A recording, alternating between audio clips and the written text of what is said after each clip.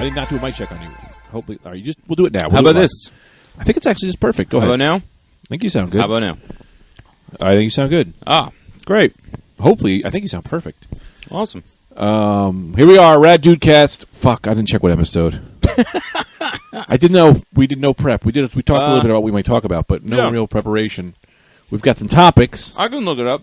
I don't think it matters. Yeah. It's the next one. Number's 169. I don't think other I also say this. We've been so crucial about what episode number. Right. I don't think any other podcast does that. I don't think they do at all. Nobody does. They care what episode number it is. It's not only do they don't care, it's not a big deal. For any episode, it wouldn't be a big deal. Yeah. And some just don't even care. Yeah. But for us, it's crucial. Yeah. For some weird reason. I don't know why. We seem to care about nothing else. Except the episode number. Description, out on time. Yeah. All this stuff. Actually, we've been really good. You've really taken over the reins. Well, now you've there's done a hell of a job. Now there's descriptions. Yeah, which man. is exciting. Yeah, you've really done well. What was I going to say? Maybe we just do the date, October 3rd, 1977. That's like a good, instead of an episode number, you do the date. You know, what's today's date? September 23rd. Right, September 23rd. So we'd say today's episode is September 23rd. Okay. Oh, instead of the number. Yeah, it's then fine. you don't have to check. Yeah. We've already got a numbering system. All right, so from here on out, date. we don't do the numbers anymore. It's September 23rd. We do the date, and that's that. I know, but I wouldn't want to let down fans. I think we have a lot of numbering fans. Okay. Who love the numbers. Oh, that's true. I'll do the numbers on the description, but right. We'll just do the date when we open. Right. Yeah, or let us know. You want the numbers to go away? Yeah, exactly. Whatever. Just let us know. Tweet at us. #SexyWeekend. Yeah. How's your? What are you doing? You going to see Interpol tonight? Yeah, I'm going to see Interpol tonight. This is the second time I'll have seen them around my birthday. Really? Around my birthday. Yeah. That's cool. Once was at MSG years ago before I left for Paris. Yeah. You're not going to be here for your birthday. That sucks. What'd you say? You're not going to be here for your birthday. Yeah, I don't care. I know, because you don't like your birthdays. But I love how much you care. That does make me happy. Yeah, I care. Yeah. You want me to be around on my birthday, which is nice. I'm not. You're a big birthday guy.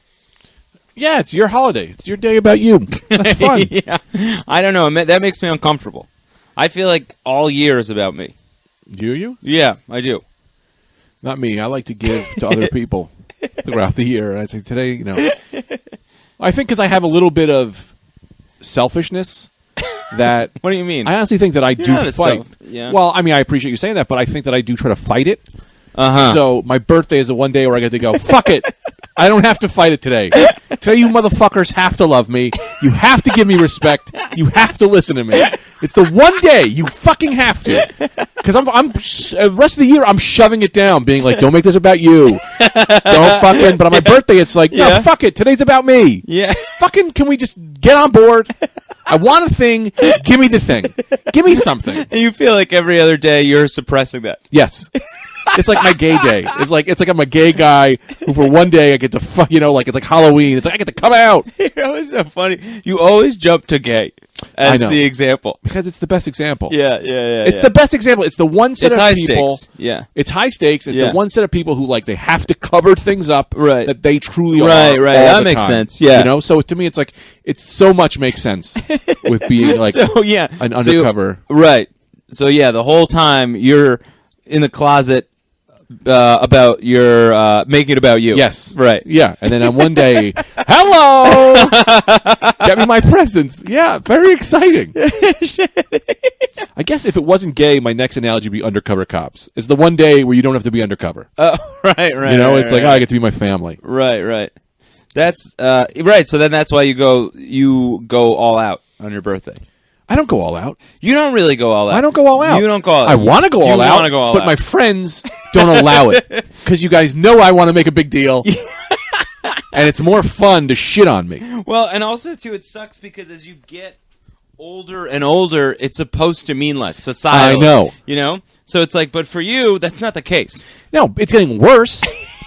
because I feel like the last birthday Right. wasn't sufficient. Right. So I'm like, well, they'll make it up next year. Yeah. We'll make it up. Right. And they never make it And up. then you're the only guy who's like, no one wants to celebrate that I'm 38? Nobody does?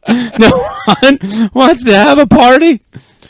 June 19th is my birthday, guys. So when June 19th, So get ready. put it on your calendars. Yeah.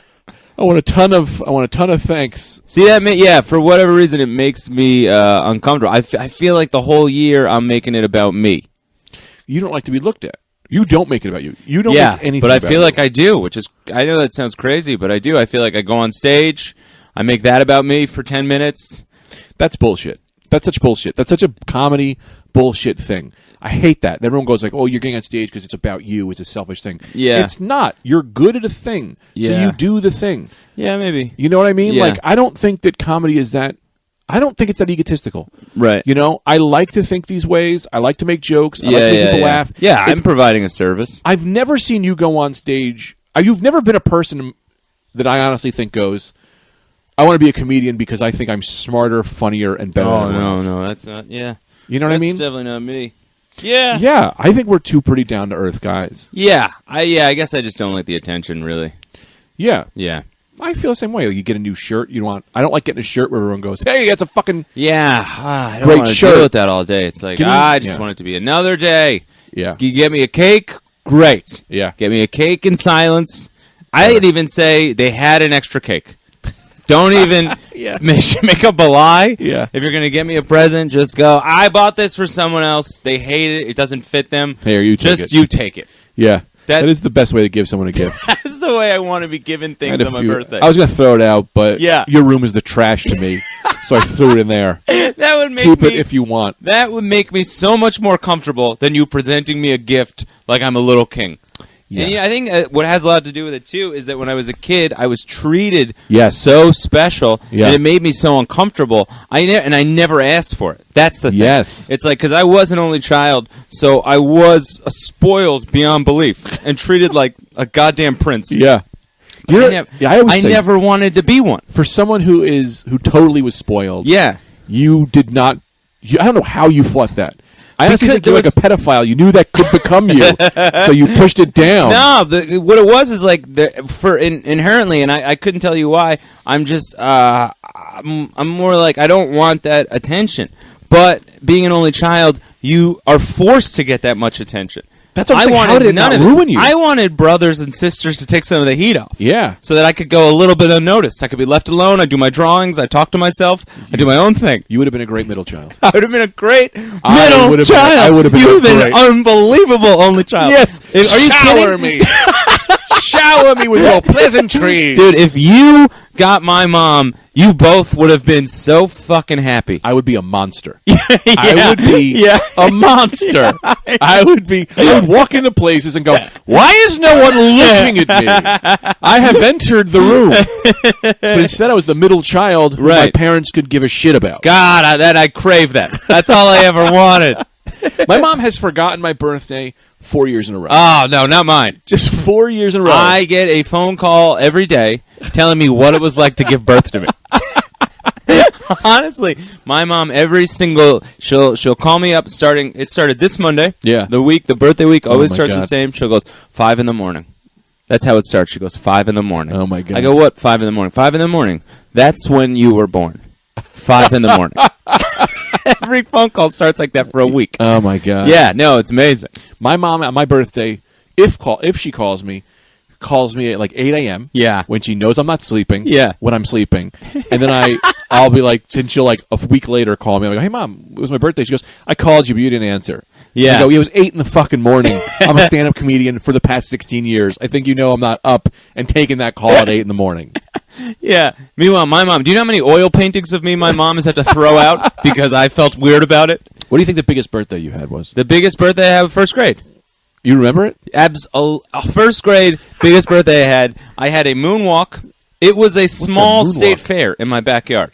There was like, a moonwalk like... I know Michael Jackson moonwalk. No, like an inflatable like funhouse kind of thing. Yeah. Yes, I had one of those. I had an obstacle course. I had an obstacle course. There was a hat station where someone was making kids hats. There was a clown in the back doing balloons. My youngest aunt dressed up as Roger Rabbit. That was my first aunt? My aunt Marlene dressed up as Roger Rabbit. There was an obstacle course with a referee. There were prizes given out to like winners of the obstacle course. Then there was the moonwalk. Then there was the clown. Then there was someone making hats. That was yep. You're like a rapper's kid. Yeah, I'm like a rapper's kid, but just a hairdresser who didn't understand credit card debt. I just hated attention. No men. What? No men to be like, shut this shit down. Stop it. This is going to get out of control. This is bad. You are raising Joffrey Baratheon. Say what you want about fucking shitty guys. You kind of need a guy who goes, this is going to make him gay. It's not going to make him gay and the whole gay thing, but it does work. It does work in making him a man. I know it has nothing to do with sexual orientation. Right. But whatever, yes. Take sex out of it. Yeah. Whatever the other things of gay, yeah. like being a not like strong, tough guy. You're creating a spoiled diva. Yes, is what you're making. Diva is the best word. Yeah, you're creating a spoiled little diva. But it just that didn't take because I was so. I had such an aversion to attention, and I never wanted anyone to look at me. I never wanted anyone to pay attention to me. I just wanted to do my own thing. Yeah. And that could never happen. Yeah. My mom bought me, I was in a full sailor outfit. Yeah. Freshman, first grade. Yeah. That was my first grade sailor outfit. School picture. Preschool, not first grade. First grade I got to wear what I want, but it was still, there was some compromise there. What do you mean? Kindergarten or preschool, one of those, Montessori school, there is a school picture where everyone else is dressed normal and I'm dressed like a full sailor. Because that's what she wanted.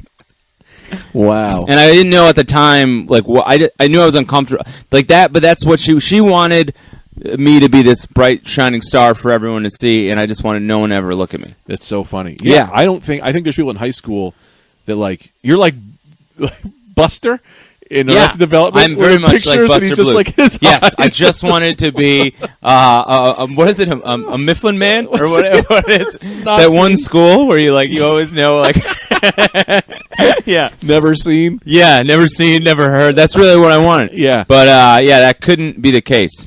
So that's why to this day I hate birthdays. That is the thing, and I think that's what kept me from comedy. I think for a little bit too was like that would have to happen. The spotlight. I didn't want that, but I loved writing jokes. Yeah, more to get over that. That's so funny because I love you live in it. You bask in it. My dad. I was having this conversation with my dad yesterday. Yeah. He goes, "I don't even like writing jokes. I just want to be on stage." yeah. And I go, "Yeah, do it." Yeah, that's how your guys are. Yeah, I know, and I admire that because I'm not like that at all. Yeah, and now here's the thing too: is I hate that I have to go up there and do it. I don't love writing jokes per se. Yeah, I do love philosophy and big thoughts. Yeah, and that's what I love about comedy. Right, I love big ideas and crazy things. But I love performing.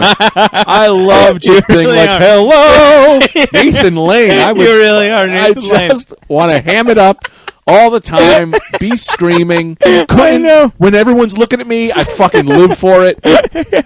I have to be so drunk and comfortable to want that to happen. Yeah. So many factors.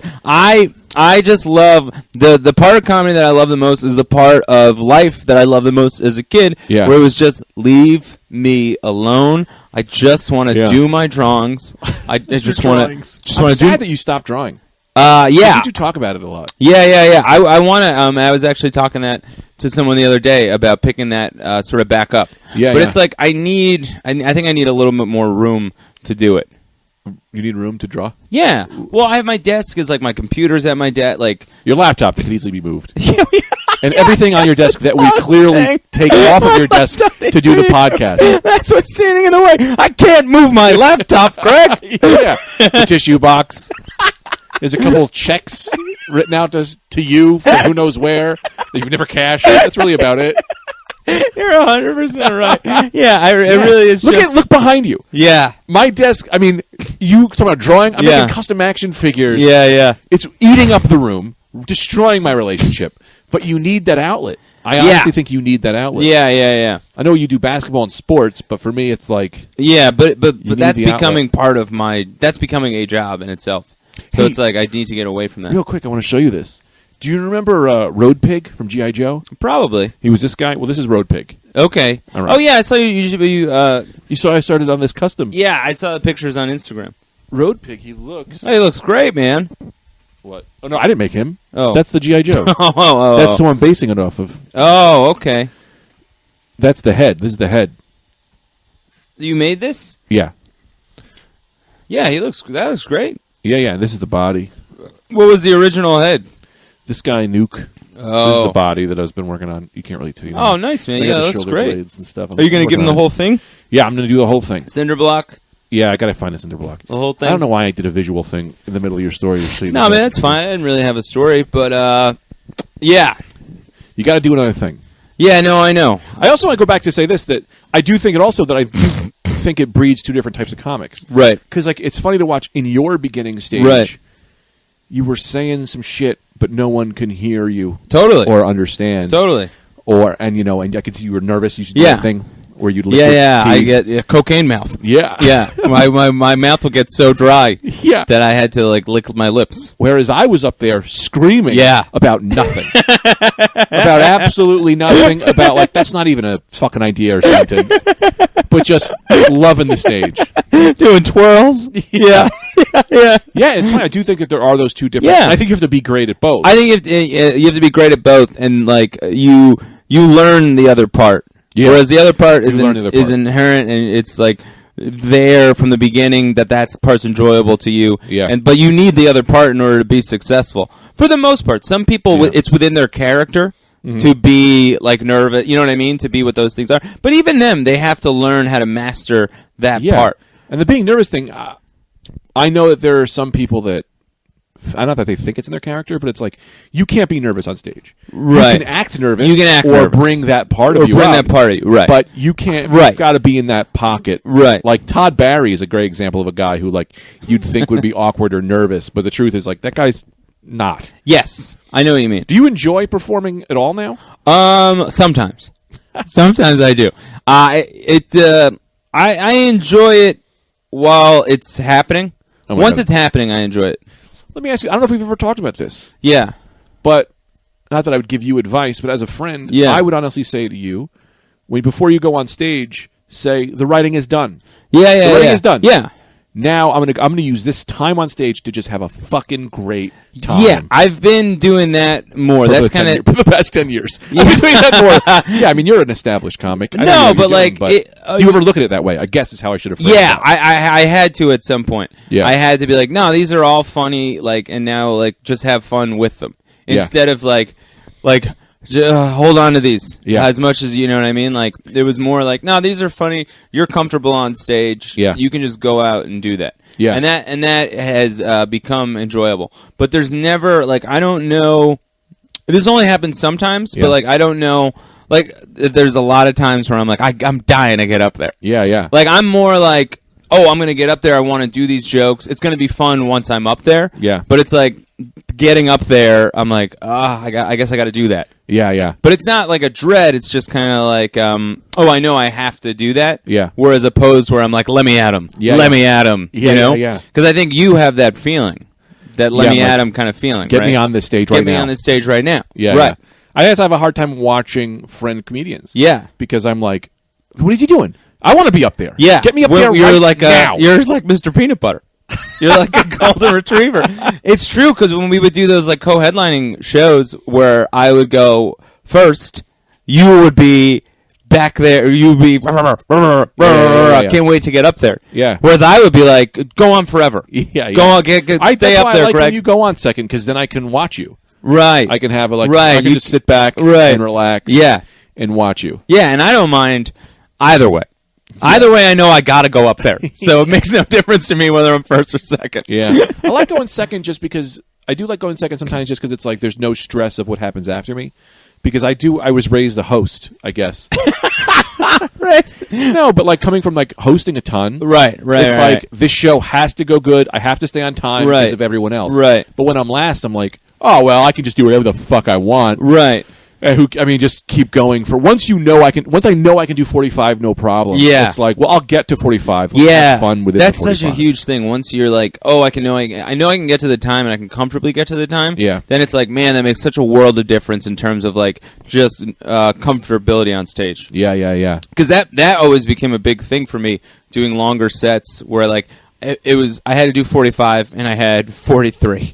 You know, so it's like every time. Yeah, so I had to go like I had to make sure I didn't forget a joke. Yeah. One single joke. I couldn't forget anything. And that's no way to live up there. No. But like now that would happen to me. What's that? I have the same thing. Yeah, but now it's like, oh well, I know that I'll be fine. Like this all times out to over an hour. If I would write out jokes, every joke, I'd be like, okay, I'm gonna do this set. A lot of times I would come short. But then sometimes I wouldn't write out sets, or I wouldn't like be worried about doing a specific set list, right. and then I could do an hour. Right. Because then I'm just talking. I'm just going. weaving in and out. Oh, yeah, you're... Next time I'm having who's this fucking guy? Who gives a shit? I don't worry whether or not someone interrupts me if there's a heckler. Right. You know, and I don't know what I like more. Because sometimes I do like a tight set where I'm doing all my jokes. Yeah, I agree. And sometimes I like to just go out there and who gives a... Yeah, I know. We'll figure this out. I agree with you as well. Yeah. I like both. I don't know which one. I'm okay, and I think earlier on, I think a lot of comics do this where they try to be like, that's the way I do it, that's the way I do it no matter what. And it's like, man, sometimes it's not going to happen that way. Exactly. Sometimes it's going to be, you're in this position, either the crowd is doing it to you or you're doing it to the crowd where you're just going to do a tight 45 or a tight set. How many shows have we done where we've been like, oh, we're going to go to this place and man. I'm going to do my act. Oh, my God. And then it's some firehouse fucking show where they're like, no, I want you to call me a fat Yeah. Well, now I got to do that for 45 minutes. Oh, my God. So many. Yeah. Way you too want many. to go that way, and you go, well, this wasn't on the cards for them. And exactly. And I think as you like do it, or as I've done it more and more, I've been like just open to that change happening immediately and being okay with it. Yeah. And like how many times like have we gone somewhere and been like, I'm gonna be me up there. I have a good time. Yeah. I don't care what they do. And then 30 seconds in, they get weird about one riff, and then you immediately go boom, boom, boom, boom, boom, joke. Guess you're getting material. Yeah. But, yeah, that's just, like, I don't know. I think probably at some point it doesn't matter. You get so good or so comfortable that, like, you're just, that is not even a factor. Yeah. But up until that point, it's, like, more of a improvised kind of performance in that regard. Yeah. I remember writing. I just to talk one more point about this writing thing, which is fun because it's like very similar to you, where you would, like, for me, it's like the writing. You'd watch you write, and it's like, well, I need to start writing because I have these things I want to say, right? But I don't know how to say them, right, in any way, or how to get at them. So it's like I have to spend time so that when I am on stage, people understand what I'm talking about. Yeah, I was like, that's such a big thing, just because because when you're on stage, it's nerve wracking. Yeah. You're not saying these things in a vacuum. Yeah, or just like you're not saying these things with zero pressure. You're saying these things with 100% pressure on you. 100%. There's hundreds of people staring at you. Yeah. So it's like it's very hard to be articulate and funny in that moment unless you kind of almost exactly know where you're going to go with an idea. Yeah. It's just a lot of pressure. I mean, that pressure gets less and less as you go on because you care kind of less about it. Yeah. But that's still pressure, so it's not going to come off clean. So it helps to have kind of more of a roadmap of like what you're going to do. And when a joke bombs on stage, you have to sit in it. Like, if I'm in a conversation and a joke bombs, I could just go, right, Mike? And then Mike starts talking. You know? Like, even if you're a news guy, you go back to you, Charlie. Yeah. It's like that joke bombs, it just goes, you don't have to be... So, laundry. I was doing the laundry yesterday. This is something... He's talking about something else? What was the point of the whole other thing he was saying before that? You have to be... You have to be the person that picks up the bomb. Yeah. That's so crazy. Yeah. My new favorite get 'em back line, those lines that you use that you go like, this will just make it real again, is I just go, I don't know how this is going. I've seen you do that. Honestly, that's really funny. They're kind of laughing, and I just go, I don't know how this is going. And then they just kind of go, yeah, it's going all right. Because then they go, this isn't going well. Yeah. Does he know it's not going well? And it's like, no, man, like, I don't know either. Yeah. None of us know how this is going. Yeah. No, that's a good line. Yeah, I don't know how this is going. Oh, boy. Anyway, I don't know that I want to tell this story. Yeah? Well, maybe we will, maybe we won't. I mean, I can, if it helps you, I can tell mine. Well, no, if you want to tell yours, tell yours. We can I'm having a good time with this conversation, so I don't know if we have to. Yeah, no, I know. I just didn't know move on. How much more to say about this or what else to say. I always wonder if people care about comedy. I just think I will say, yeah, this happened last night. I could maybe talk about this for a little bit. Like comedy, I always like. It's so tough to call comedy art. Yeah, just because like last night, a bachelorette party just walked in the room. Yeah, took over the whole show. Sure, and it's like. How is that? That's never happened in a museum. Yeah. You know what I mean? We're a bachelor Look party. At me! Just stands in front of the Mona Lisa. Look at me! Gives it the finger. Oh, this God. Isn't very good. And then the museum curators go, can we get you more drinks? Yeah. Well, here's the thing, to that. I think that with comedy, I don't think people... I honestly think that in, like, comedy fan shows... is more like a museum because they know what they're there for. Right. I don't think that a lot of people are going into museums being like, I know what this is. Yeah. I get to draw whatever I want or whatever the fuck, you know? I think that there is like, I don't think that people just respect the work that goes into it sometimes. Yeah, well, I guess that would be like hanging one of those paintings in a bar. Yes. Right. Yes. Right. Because we are putting our paintings in a bar. Yeah. Yeah. That is, It's just like, where would be an appropriate place for this painting? I don't know. I think a sports bar with all the TVs on. Where would appropriate place for actual comedy be then? A designated space for it, like a club. Yeah, but a club, a bar. it's still like kind of a bar. Yeah, but that's why like a theater. A theater. To me. That signifies this is a performance. Well, there's nothing else here. This is a performance space. Do you think you've seen better comedy shows in theaters or clubs? I think I've seen better shows at clubs, but I think that's because of the physicality of the room lends itself to the rhythm of comedy. Yeah. Just because the rhythm of comedy, it doesn't have to be, but the way I enjoy it the most is a frenzy.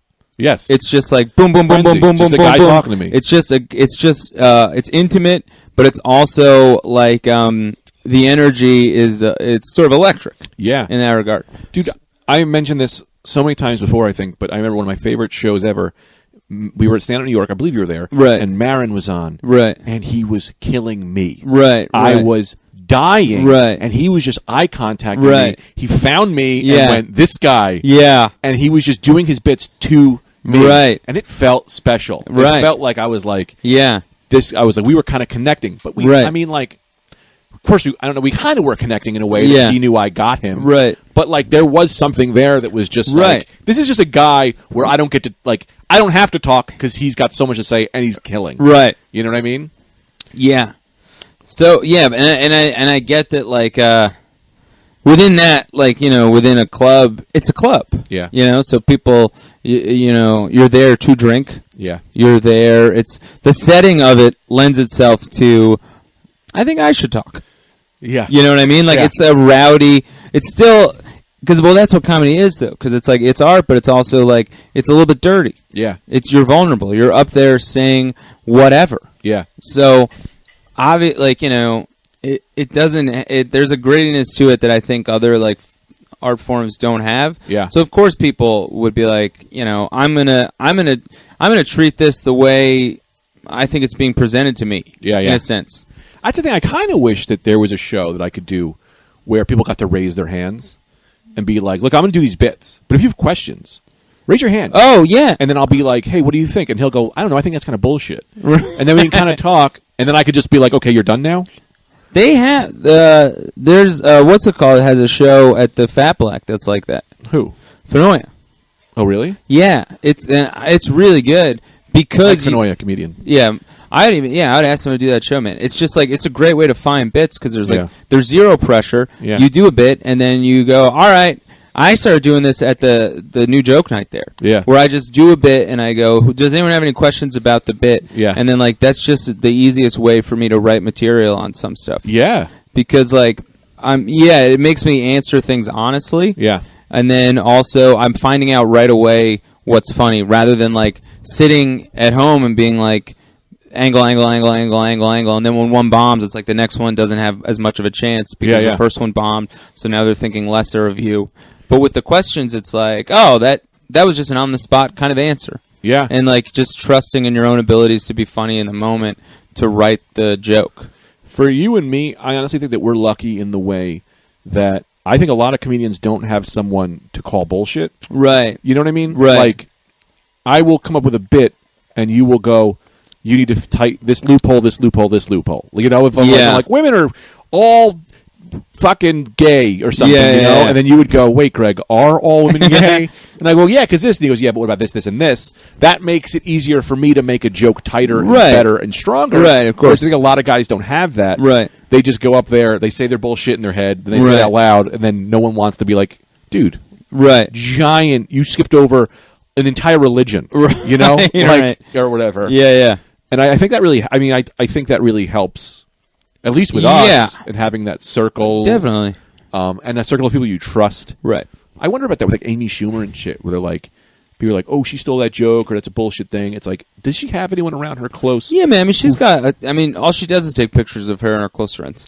But I wonder if those people feel comfortable enough to be like, that joke is bullshit. I bet they do. Yeah. I bet they do. Because it's getting through the cracks. Some of the stuff that she does that I don't necessarily... Right. I'm talking about the jokes that other people have done.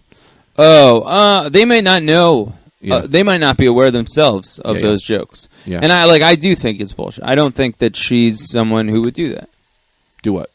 You're talking about, like, stealing jokes? No, I don't think she's stealing jokes. Right. But I think that if I did a joke that a bunch of people have done, you'd be like, Greg, watch this guy. He does that. Yeah, I don't know. I think maybe that they're not aware of those things. Yeah. I think that. Yeah. Because, I do think there is something, too, though, some of these guys being so high up that even I've seen some of my friends change. Yeah. You know, like, and there's a guy who I love a lot who I consider a friend. Right. But I think now he considers himself a fan. And I'm like, no, man, you're not a fan. We're friends. Right.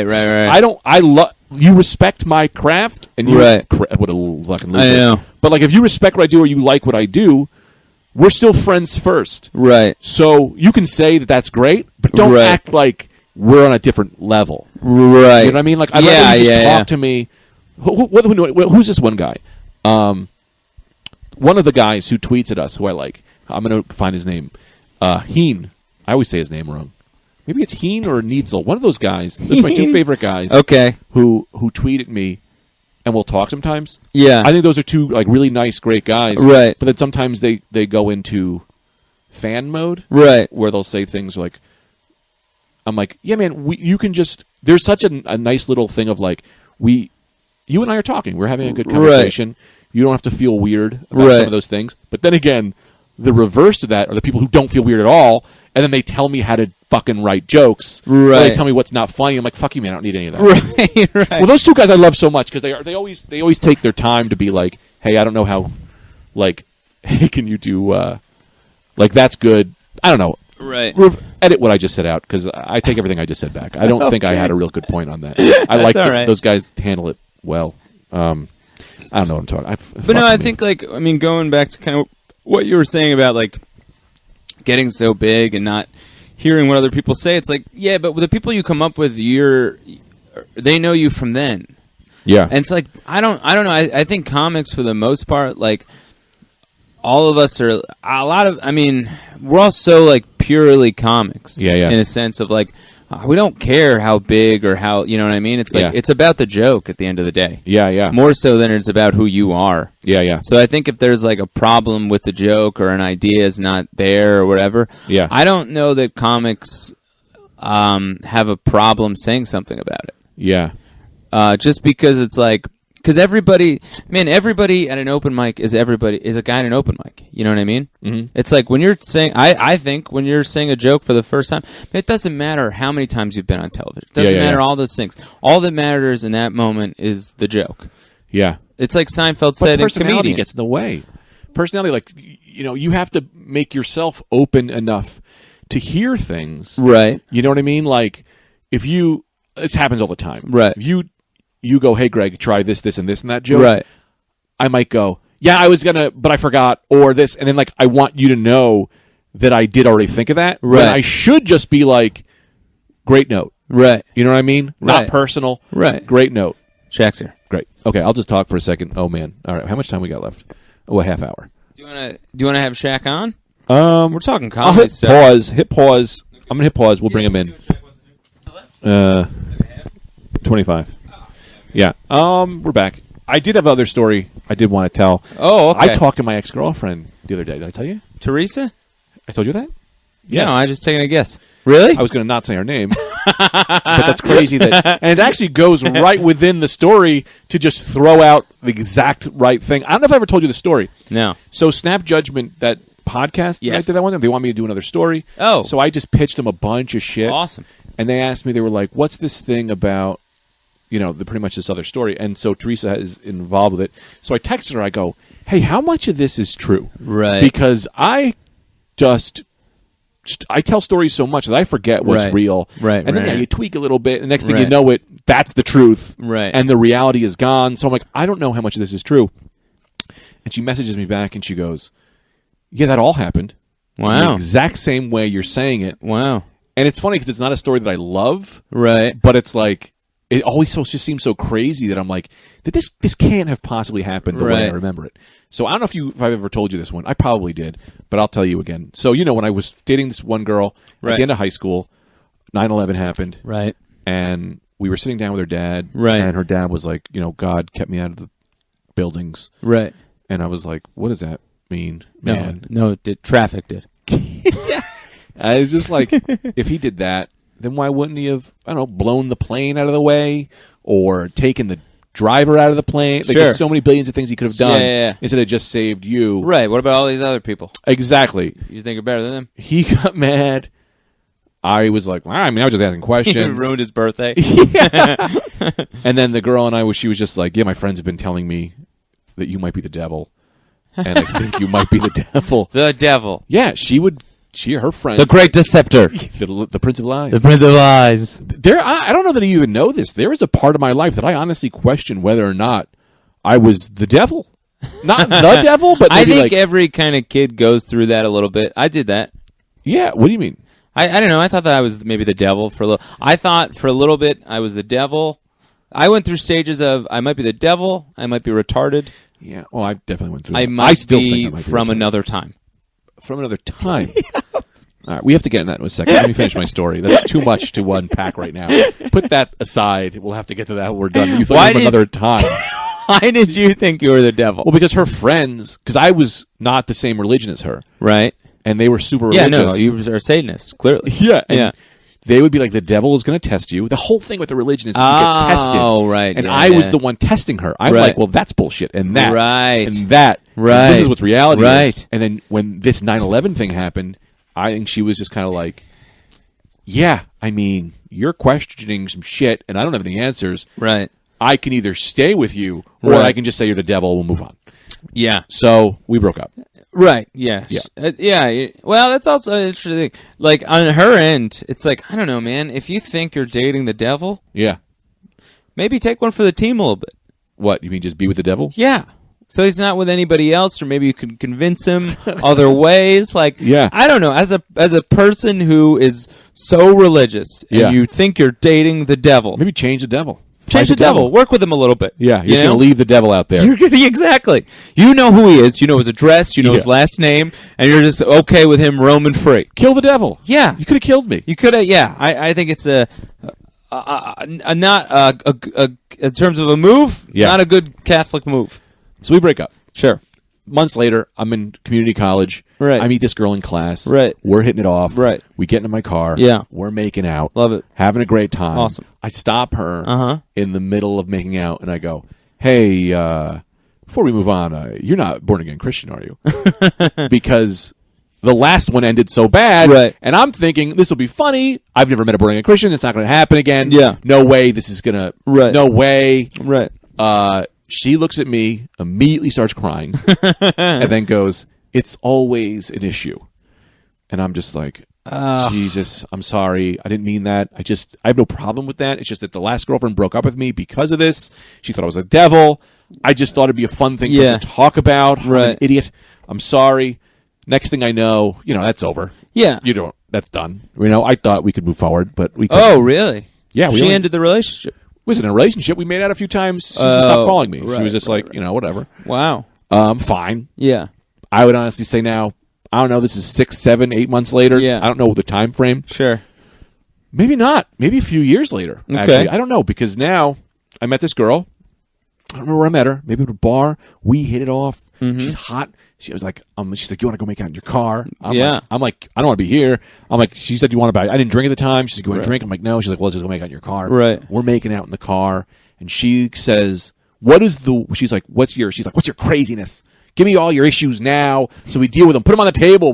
She's just trying to be whatever, Yeah. And I go, I don't know. I got asthma, And I'm like, I got asthma. I got, that's my big thing. I put my foot in my mouth sometimes. And I go, what about you? You're not. And I go, don't say born again Christian. Right. You've learned this lesson. Right. So I just go, anorexic.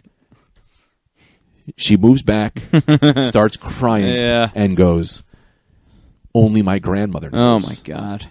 And now I'm sitting here like, I'm sorry. Yeah. You don't look anorexic. Right. I just said anything. Yeah, at that point, are you like, maybe I am the devil? I don't know, man. Yeah. Maybe I am. I mean, man, Christ. This is crazy. This is 3 in a row. 3 in a fucking row. Yeah, I think I might be Azazel. Yeah.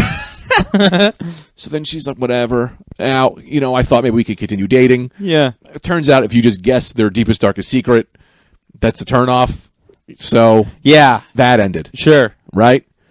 Now I want to say a year later. I don't know how much time. I don't know how much time. I don't know the time on this. Sure. I'm dating. I love this all happens in a span of 4 days. That's what you don't know. I'm dating Teresa. Teresa, who I met as Gus Dakota. That's a whole other thing. Mm-hmm. We're having a good time. Yeah. I'm telling her the story I just told you. Right. About the first girlfriend, the second one, the third. She's laughing. Okay. She then goes, wait a minute. That anorexic girl, is her name Lauren whatever? Jesus. And I go, what?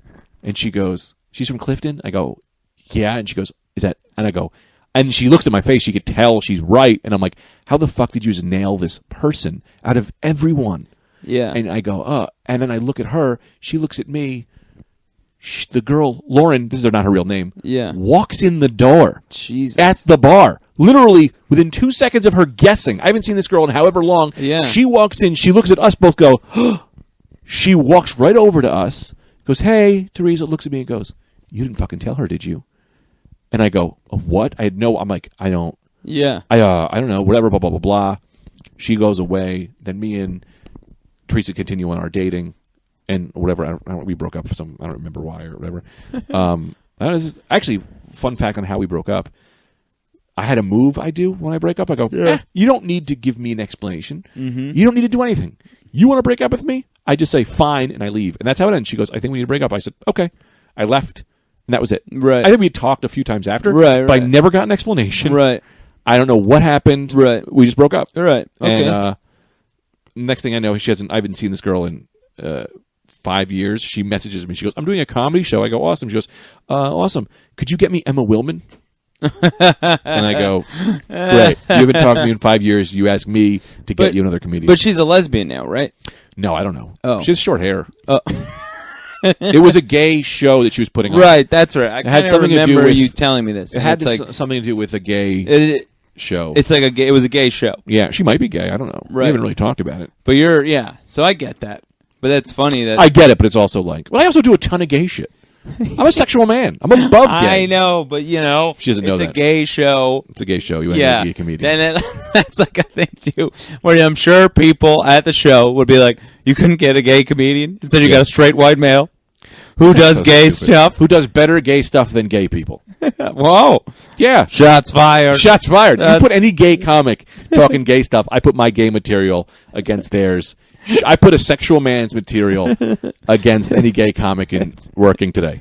Any gay comic working today, I've got better gay material. The Greg challenge. I put $1,000 on the table. You could out gay me on stage. Yeah, you might have better material than me, right? But I got better gay stuff than everybody. I think. Yeah. I'm trying to think of people. Norman's got some great gay stuff. Yeah, he's straight. Yeah, and I think he takes it from me. I think that guy's always stealing my material. Yeah, you think so? No. Yeah, that's a crazy story. Yeah, it's not that great as I said it out loud. No, it's you're just telling me. Yeah. It's a I'm not just telling you. I'm telling the whole. Yeah, I know, but just in podcast the room, listeners. you're just telling me. Tommy Heen. Yeah, Yeah, but that's like, I mean, so many improbable things. That's insane. Yeah, it's like the crazy amount of Right. just like fucking just people nailing it. It's like there's only 3 people on Earth. That's what I mean. It's like, what? That's why you can't like date in like where you're from. Yeah. You know what I mean? Everyone Yeah. just knows everyone. Yeah. Like that would never, for the most part, though, I don't think that would happen in New York. There's so many people coming in and out and moving. You know what I mean? Yeah. That like you wouldn't know. Like friend circles aren't that connected. I feel like. I took the time Well, I don't know the deal with names. We just say names. Who Yeah, cares? I don't. I mean, unless Jen you're. can back this up. Yeah. And it's not a bad story. We were getting going. Yeah. In hotness. Yeah, yeah. She fucking. I probably even told this before. Her mom comes in the door. I Right. jump out. I'm in my underwear. Door opens. I hide behind the door. Yeah. Toes underneath. Right. I'm standing there quietly. Right. We get away with it. 5 years later, I don't know. This is 8th grade, so this is probably like 11th grade. I'm with old Colleen and her brother. Yeah. Who was that football player's nightmare guy? Kyle Ware. I'm trying not to say names, man. Who dove into a pool, broke his spine, Yeah. was in a wheelchair, Yeah, he's a scary dude. worked his way out of the wheelchair, Yeah. came back 10th like Triple H, Yeah. healed himself. This girl, Colleen, the sweetest girl in the world. Yeah. She, we were making out. I think we were just dry humping or something. Who knows? I'm in my Yeah. underwear. We thought no one was home. They come in. The door swings open. I get behind the door. Same move I did with Right. Jen. Her brother was there. Was like, oh, ready to kill. And she's like, Yeah. he's not here. He's It's not like here. an 80s movie. Yeah. Yeah. And then I snuck out the fucking fire escape. Yeah. I don't have any cool stories like that because I started too late. Yeah. All my College. stories. Yeah, all my stories are college and beyond. That's fun. So there's not like the, dad at the window. Yeah. I got my clothes, yeah. running down lawns. Like Danny DeVito. Yeah. Rolled out of a window. Hopping over fences. Dogs are after me. Yeah. Fucking yeah. Yeah, I wish I had some like great tales like that. I mean, I really only have the one, and nothing really happened. Which one? It was just the date where I told that girl that. So it was actually true. I didn't really know what I was going to do after college. Yeah. So I started writing this romance novel. Oh, well, that's crazy. I started writing this. I started writing a man from another time writing a romance novel after college. Writing, it was like, it's a stupid idea. Yeah, but I it's started hilarious. writing a It's right up your romance alley. novel, and I think it was like 4 kids. Yeah. I was really just doing this to, like, I thought, like, maybe I could write a funny, goofy book that was, like, a conceptual idea that could be something on its own. Oh, I didn't really think this was going to be a romance novel for kids. Yeah. But I wrote this romance novel about 2 dragons that were falling in love with each other. And I was having fun writing it. This goes back to just story. leave me alone. 2 I'll do dragons my falling writings. in I'll love. do my drawings. Yeah. Unjudged. Yeah. So I was just having a blast writing this thing. So then this is when I went to Paris to live with Connor and Shanique. Yeah. We go to a party early on, and I had a big drought sexually. So this was, I think, like going on like 2 or 3 years where I had Zilcho. So we go to this party, and I'm like writing this thing, and I'm at a party. It's actually my friend Kamal's cousin's party. It's like this like nice apartment, Paris, roof, the whole thing, whatever. So there's a girl at the party, and she like beelines it for me. She's pretty hot. Nice. And she's got kind of crazy eyes. You know what I mean? Like Yeah. they're not. You remember that guy that made everyone drink the Kool-Aid to go to that planet? Remember he gave that interview? That guy. No. All right. Everything you just said is the craziest I've ever heard. There was a guy who made people drink Kool-Aid to go to another planet, Look, there was that cult leader, and I know you. Yeah. Waco, Texas? No, not Waco. There was another guy. I forget. With the Keds. Yes, Everyone wore with Keds. the Keds. He was an older guy. They go into the star. They were Yes. following the comet. Yes, exactly. And they all killed But themselves. he gave an They drank poison. Yes, he gave an interview on like Dateline or Turning Point. Yeah. One of those shows. But like I think for the interview, he like went 10 minutes without blinking.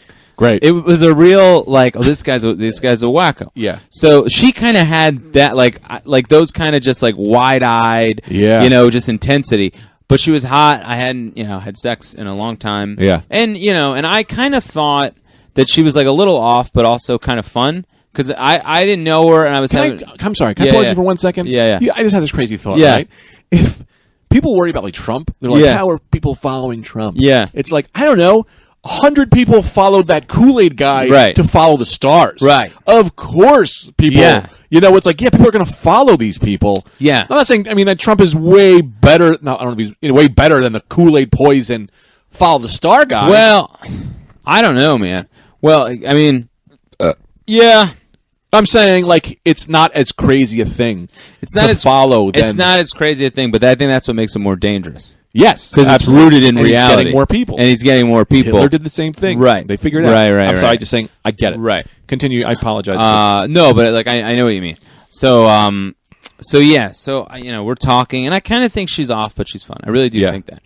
And I kind of do this thing, and like you probably do it too, where it's like if nobody knows me, I'm gonna have fun. I'm not gonna tell people what I really write do. your own story. You can be anybody. I could be anybody. I love it. So this is great. This is what a time. I'm a little bit drunk. This is awesome. So she's like, "What do you do?" And this wasn't really a lie, but I was like, "I write. I'm writing a romance novel. I love it. About two dragons. They're falling in love with each other. It's for kids. Like the whole thing." And she's like laughing, but she's laughing, like, and I'm like, all right, like she gets it. She's got a good sense of humor. She's like she's flirting. I know when like someone's flirting with me. She's flirting. She's a little bit off. She's like asking too many questions about the book itself.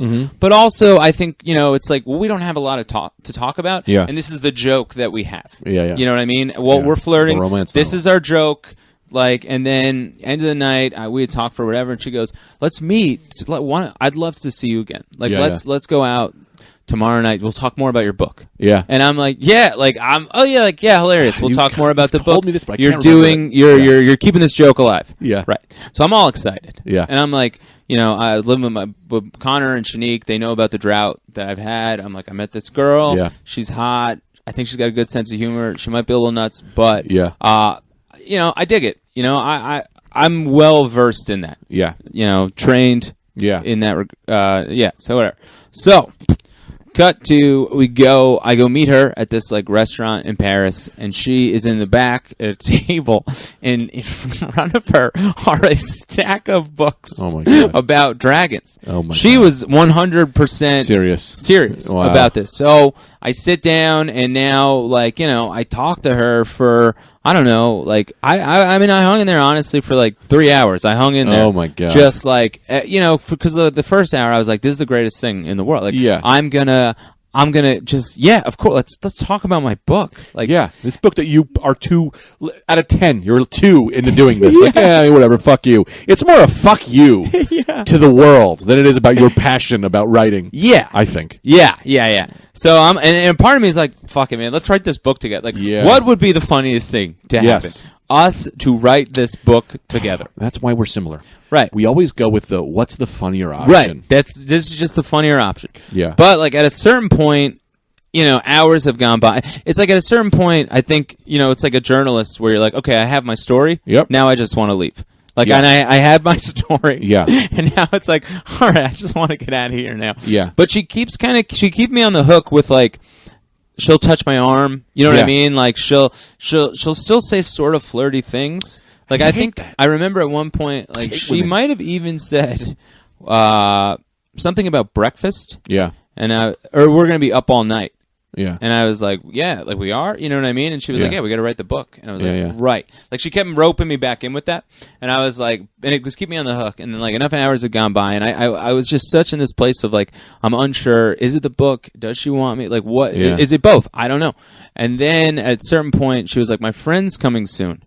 And I was like, okay, cool. Man. And then her friend came who was like a fucking like fossil enthusiast or something. And then at that point I was like, I'm out. I can't. Like this is too much. This bothers me. I think you should have stayed in. I know. It's fossil guy. It's a regret that I have that I didn't follow through with this. But I at the time. Yeah, no, it's a regret that I didn't follow through with this because the story needs an ending. It just doesn't have one. Most real stories don't. Yeah, unfortunately, because you're not dead. Right. This would cut to 20 years later. Anthony died. I'm not going to say because I don't need people when you die. People referring back to this podcast as well. Greg guessed it. But yeah, that's how that. goes. Can I throw one Yeah. story? Yeah. This is what happened yesterday. Yeah. Can I get this one? Yeah. Because I do think that you and I do a thing sometimes where we go, Yeah. this is crazy, and this will be funnier. This will be funnier. This will be funnier, and we look at the world not differently. Yeah. We yes-and each other too much. Yeah. And you know. And I regret, I think knowing now, yeah. at the time I wasn't a comedian. Yes. So I didn't realize that I needed an ending for that story. Do you know what I mean? Yeah. Like, I think if I went through it now, I would have been like, well, I have to need date an her ending. for 2 months because if I'm going to do this on stage, it needs to have an ending. Man, you are setting me up. Yeah. Perfectly. I didn't even realize that. You really are. You really are. Yeah. So last night, I had a late jiu-jitsu class. Yeah. My spine is hurting. I'm super sore because I wasn't even like just sore. This kid hurt me. Someone hurt me. They hurt my neck. Yeah. And I'm home. I took a fucking bunch of Tylenol. Right. Nothing. Right. I smoked a ton of weed. Right. Still was hurting. Right. And I was like, all right. And I know you had gotten a massage down the block. Yeah. At this that one place is great. They're open late. You recommended them. Yes. I'm like, great. Yeah. Maybe I'll just go get They them. do that thing where they have like a bar. There's like a metal rod. Yeah. So that they can like stand. It's crazy.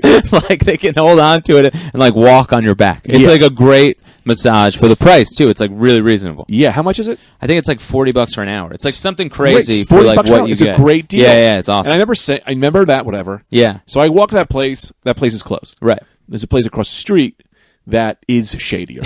Yeah. Is significantly Yeah, shadier. man. Yeah. But in my heart, Well, that's the place that they had. Who put the thing on the window? they put a sign in the window that said, "This is prostitution" or something. I don't know. Yeah, they put a sign on the window that was I like, forgot about that. yeah, like, get out of our neighborhood, prostitutes. That being said, Yeah. it was shadier then.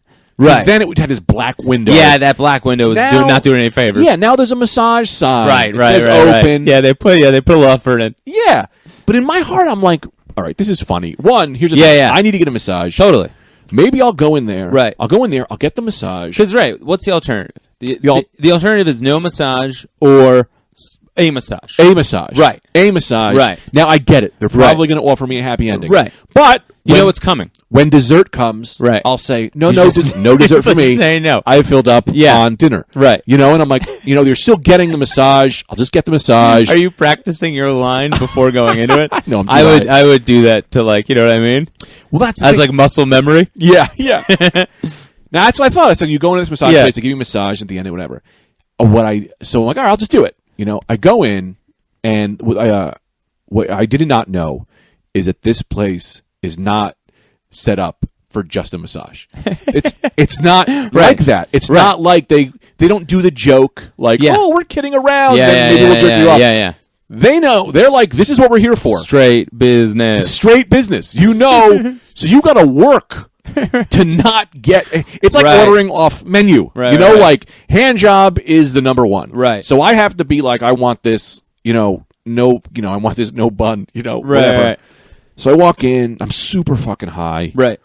I walk in and the lady doesn't speak a word of English. Already, and if I'm really high and that's happening, that's like enough for me to be like, whoa. I know. Part of me was like, I was like, but you're in a lot of pain. I'm in a lot of pain, but also it all happens so fast. Right. It's not like there's no waiting room. Right. There's no nothing. There's Yeah. just like you open the door and they go, "Come with me, quick." Yeah. You're in. It was like they you're in here. You're in Normandy. You're just landing and you're shooting. Yeah. So she doesn't speak a word of English. So also, I will be honest. Part of me, there's a little bit of a fantasy. Sure. I fantasized about getting a hand job, I think, before. Right. The moment I walked in, that fantasy was destroyed.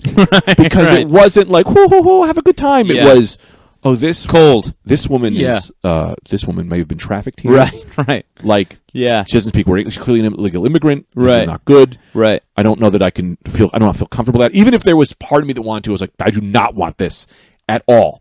But I still want to get this massage. Right. And I'm already heads in. Right. Right. So we walk in, and she goes, I see this room. There's like a massage room. And I go walk in there. She goes, no. Points to this other room. She goes, you go in there. Right. She doesn't, not saying this. She's pointing, like, go in there. Right. Go in there. I walk into this room. It's a bathroom. Right. It's got that, it looks like, it legitimately looks like where you would bring someone to steal their kidneys.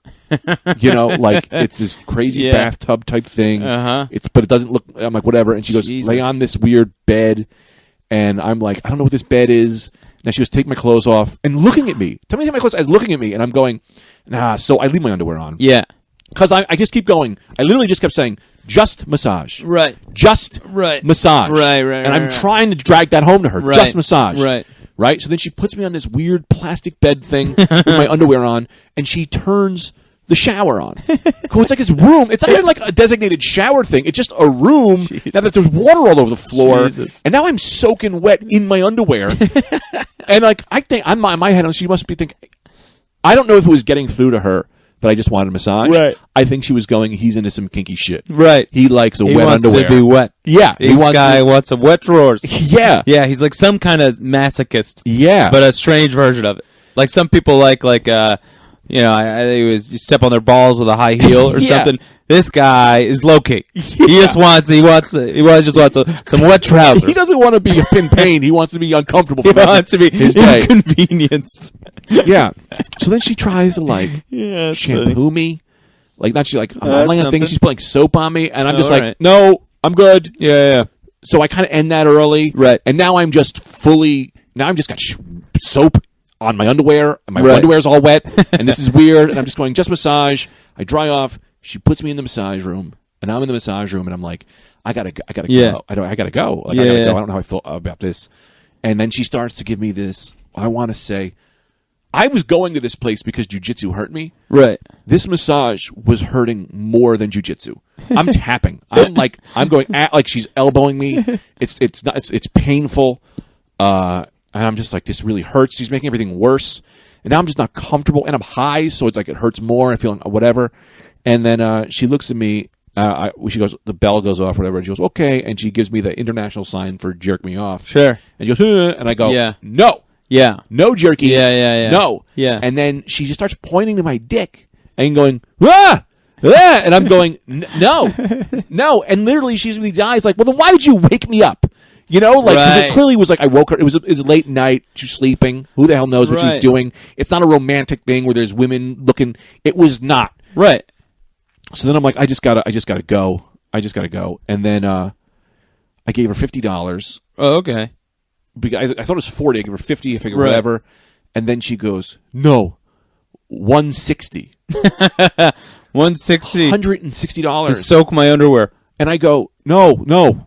Yeah. Here, whatever, blah, blah, blah. And she's just like, no, $160. And I'm like, you just went from a fucking prostitute to high-end massage parlor. Because all I got was a massage. Right. And you're charging me hotel prices? Right. Like, this is fucking nuts. So then I got to go to an ATM. Because in my heart, I'm like, this is not what I want. Looking at this place, there's clearly pimps, maybe, or the mob. Right. I'm not pissing someone off. Yeah, you don't want to. Also,